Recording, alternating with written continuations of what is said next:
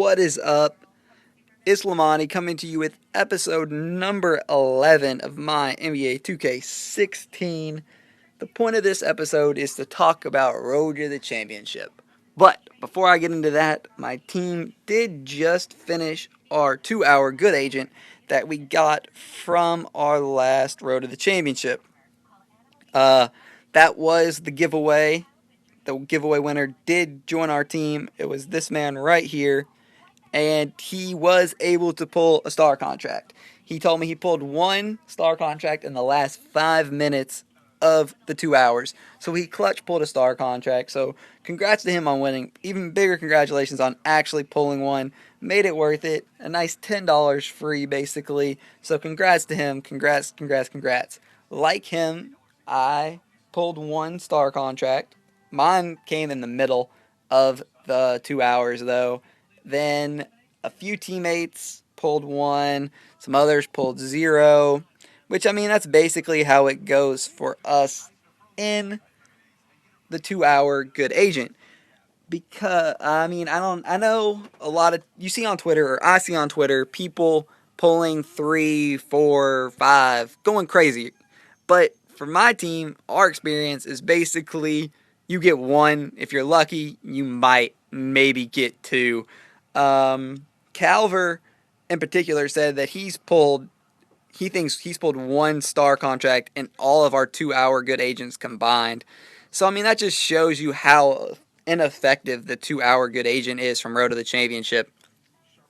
Which, I mean, kind of brings me into another point. Before I get into the specifics of Road to the Championship of what this video is, the rewards for Road to the Championship are pretty terrible. Like, it caps off at 42,840 points. And that gives you a 2 hour good agent. But the top teams in the game, you can get a little under 65,000 team points, I think. Like 64,000 something is what you're capable of getting.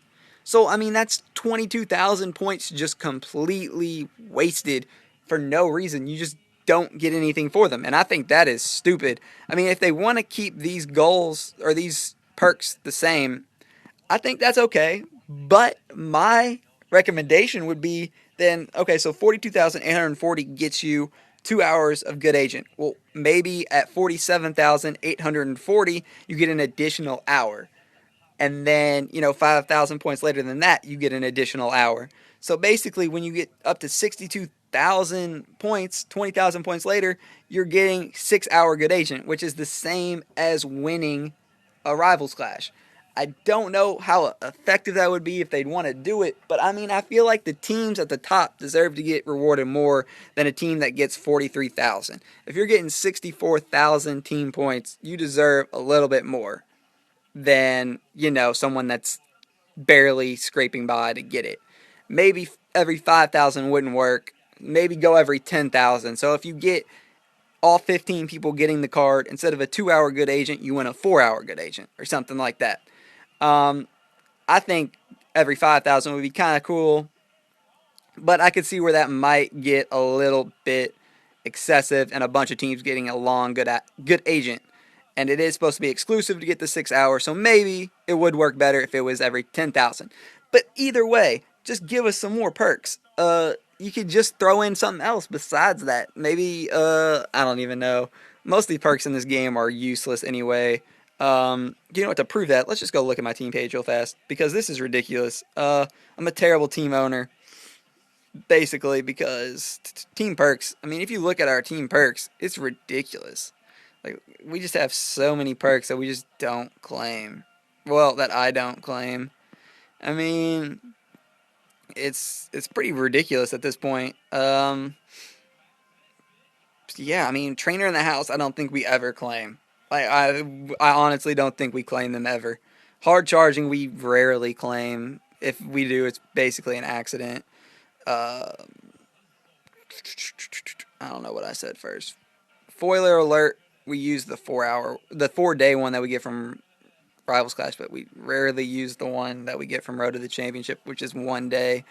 But yeah, so hard charging, trainer in the house, we just don't use it all. It's just worthless. Let's look at this. But so we have a ton of perks just built up. So we don't use hard charging. We don't even use this hard charging. We don't use trainer in the house, which is so apparently the third best perk in the game. Foiler alert's pretty useless in my opinion. Doesn't really do much. Daily double picker is a good one. Tonight is game night is also a good one. That's something that you could double up on right there.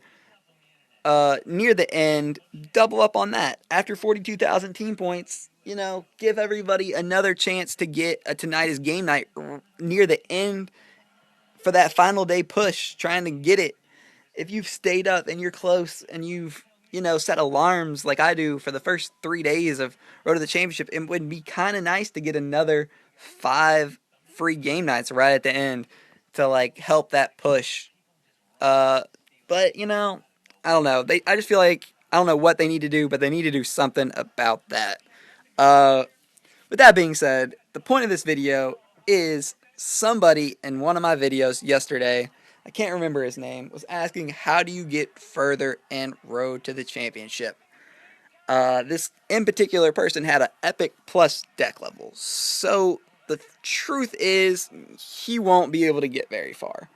That's just the way it is with Road to the Championship. Nothing I can say, nothing I can do to help him get extremely far, because Road to the Championship is based entirely on your current deck.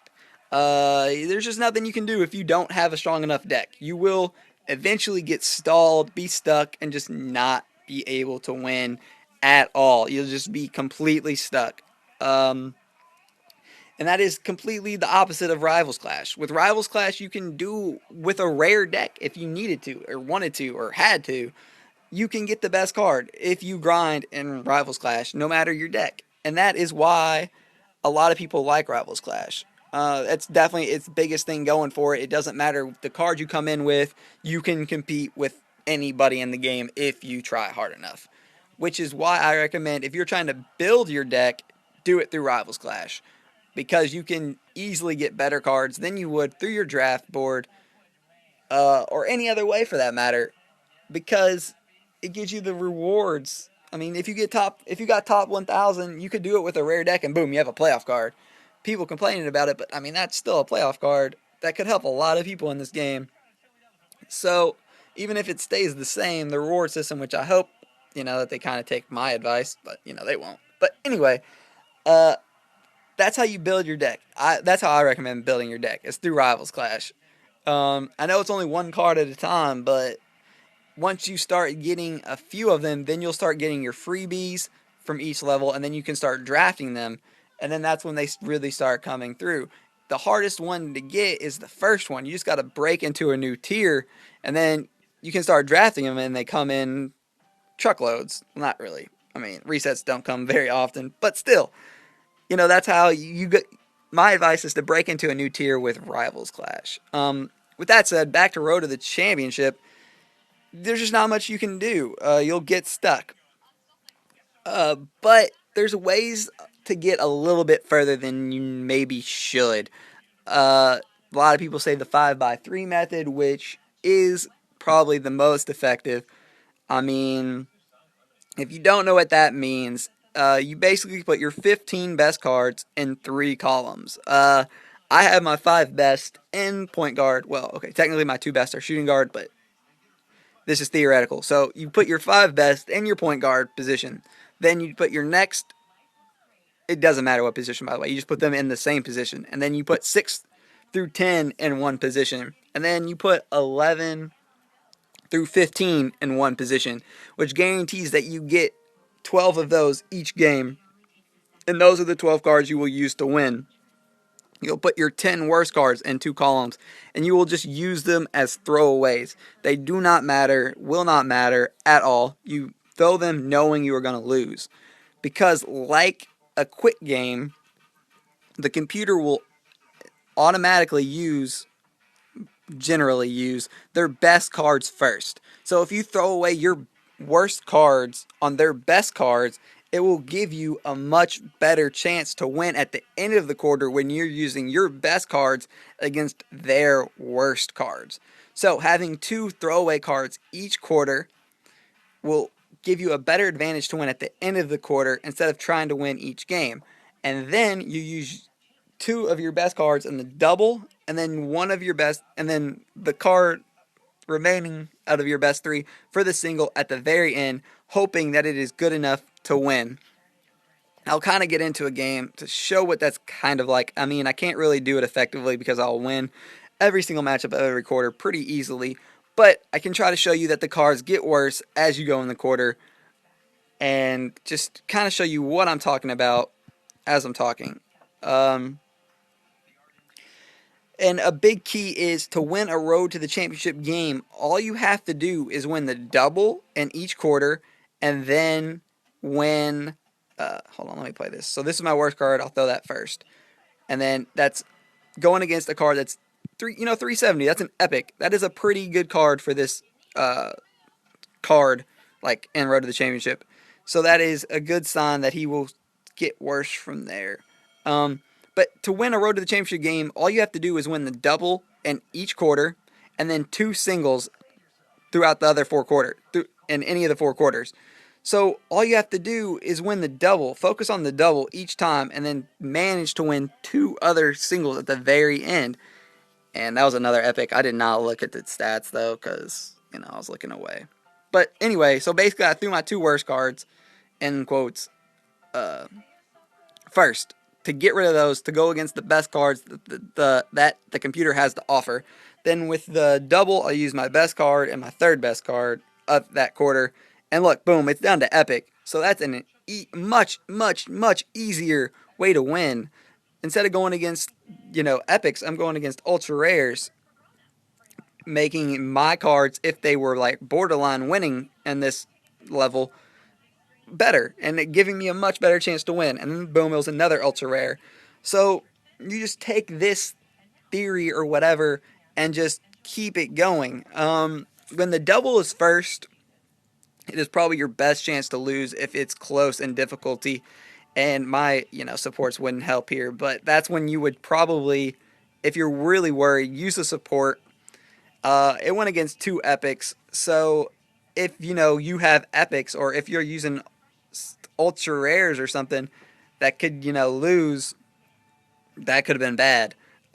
Which is why you would try to use a support to give you a little bit of an edge. And then boom. So basically, it looks like each quarter will have two epics for the computer at this difficulty. But you just throw away your worst two, just like a normal quick game. I don't know if you do it, but you can manipulate your lineups to where you have two throwaway cards, and then you just focus on the double and the single each game. And if you win the double and the single with your best card, you'll win each quick game. So that's basically what you do for each individual quarter. But the difference is you can actually lose two quarters. As long as you win the other two, you will tie. And in Road to the Championship, a tie is a win. So, I mean, that right there, all you got to focus on is trying to tie. If it's borderline, if you don't think you're going to win, just try to tie. Just try to tie. That's all you have to focus on. Throw your two worst cards first. Go against the computer's best. And then hope for the best. In this situation, if you need the quarter, if you have to win the quarter, say this is the third quarter, like it is, and you've lost the first two quarters, but won the double in each of them, and you have to win this quarter, throw your best card by itself, because it has the best chance of winning. And then save your second and third for the double, hoping that they will be good enough. If, however, you have won the first two quarters, and you don't really need the third quarter, like all you have to do is win the double, throw away your third best, and focus on your best two. That could actually work, period. So say you win, once you win the two quarters that you need, just focus on winning the double, because that is all you need. If it's close, just use your best and second best card in the double matchup and throw away the rest, because it doesn't matter if you win. All you have to focus on is getting a tie. It doesn't matter how close it is, a win is a win. So, yeah, I mean, that's basically what you're going to want to try to do. Set up your cards to where you'll get 12 of your best 15 each game, and 8 of your worst 10. Use your 8 as throwaways, which I hope makes sense at this point, and just focus on that and just try your best to get the matchups right. Obviously, this is all at plus 14. If you need to, you can drop down, but I guess that's once you get stuck, you're going to have to drop down, and then the difficulty will become easier. It'll just take longer, but you'll be able to get further and further. But essentially, what you're going to want to do is what I said. The key to getting as far as possible is to just a 5x3 method, which I showed, and that's going to be your best bet. Use throwaways, focus on the doubles, try to squeeze in 2 single wins, and just hope for the best. I hope that makes sense. I hope it helps a little. I hope it lets you get further. But that about does it for this video. If you have any questions at all, feel free to ask in the comments or on Twitter. I will do my best to answer them. I hope this video helped. Let me know if it did. I'll probably be putting out another video tomorrow, just updating where I am in Road to the Championship. I'm not going to be spending credits like usual. I will just be setting alarms. So you will be able to see, hopefully, where the max level of points are without spending money. Maybe not, though, because I might fall asleep and miss some game nights. But, we'll find out tomorrow. Again, thanks for watching. Appreciate the love, support, everything. It means a lot. And hopefully you keep it coming. And hopefully I can keep making these videos. I appreciate it. Be sure to like, sub, and follow on Twitter at MyNBA2K16. And I'll see you. Good luck in Road to the Championship, and I'll see you next time. Peace.